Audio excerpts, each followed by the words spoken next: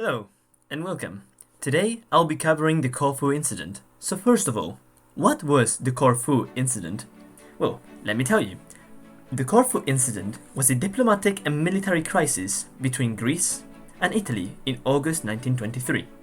In 1923, Italian General Tellini was heading a commission to resolve a border dispute between Greece and Albania. When on the 27th of August, Tellini, Lieutenant Mario Bonaccini, Albanian interpreter Jetsidi, and the Choffa Remigio Fernetti were murdered near the town of Ioannina in Greek territory. Of course, the Greek government and its officials attributed the murder to Albanian bandits, while the Albanian government and an Italian newspaper said that the attack was carried out by the Greeks. This led to Italy sending an ultimatum to Greece on August 29. Greece accepted 4 of the demands, rejecting the other 3, including the payment of 50 million lire to Italy, which of course, as they said, would trespass the sovereignty and honor of Greece. Mussolini and his cabinet were unsatisfied with the Greek government's reply and declared that it was unacceptable, so they dispatched forces to bombard and occupy Corfu. The minister of the Italian Navy, Paolo Tano di Rivere, welcomed the plan to siege Corfu, as in his words, a triumph by the Regia Marina would show the Italian people the Navy's importance and thus lead to a bigger naval budget. On August 31st, a squadron of the Italian Navy bombarded the Greek island of Corfu and landed 5,000 to 10,000 troops, which were aided by airplanes.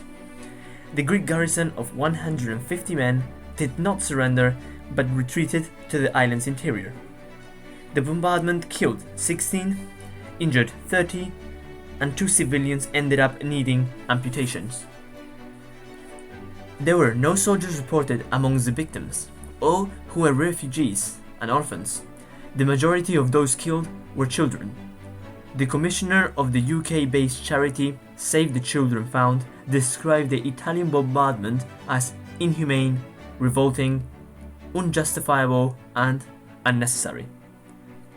The Corfu's prefect, Petros Evripaios, Greek officers and officials were arrested by Italians. Mussolini, in his speech, denounced the Greek government for not understanding that Corfu had been Venetian for 400 years before becoming part of Greece in 1864. This meant that he viewed Corfu as rightfully part of Italy rather than Greek, under the grounds that Italy was the heir to the Republic of Venice.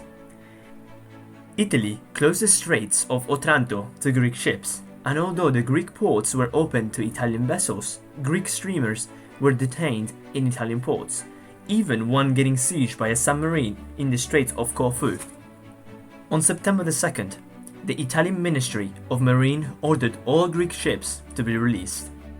Greece appealed to the League of Nations on the 1st of September, but Mussolini refused to cooperate with the League and demanded that the Conference of Ambassadors should deal with the matter, adding that it would leave the League rather than allowing it to interfere.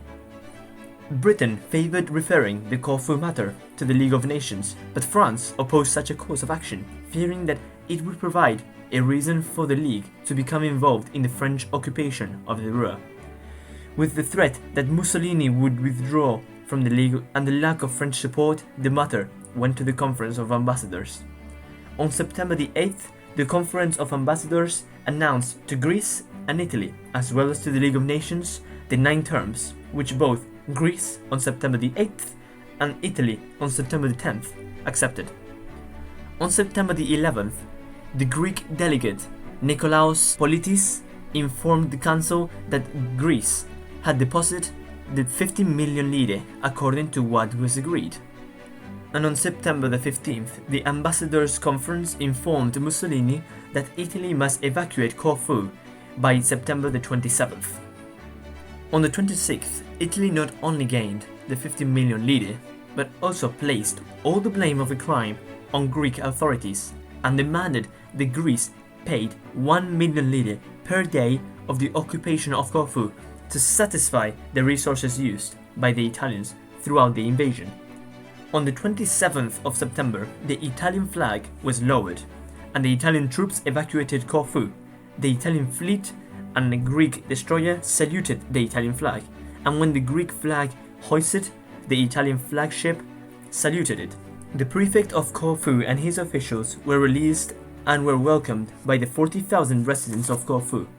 On September the 30th, the Italian fleet, except one destroyer, departed from Corfu. The Corfu incident led to further tensions between Albania and Greece due to Albania's support of Italian actions and reinforcement of the Greco-Albanian border. It also led to Turkey considering invading the Greek Western Thrace.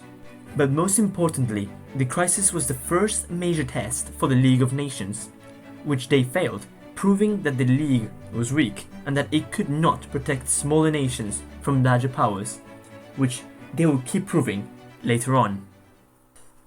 Everybody, thank you for watching. This was the Corfu incident. The video took me around 10 days to create, so I hope you enjoyed it. I am so sorry for the bad spelling of the names, and hopefully it wasn't too hard to understand. Stay tuned, maybe I will create a new video in the future, and hopefully I will translate this one into Spanish. So thank you, and goodbye.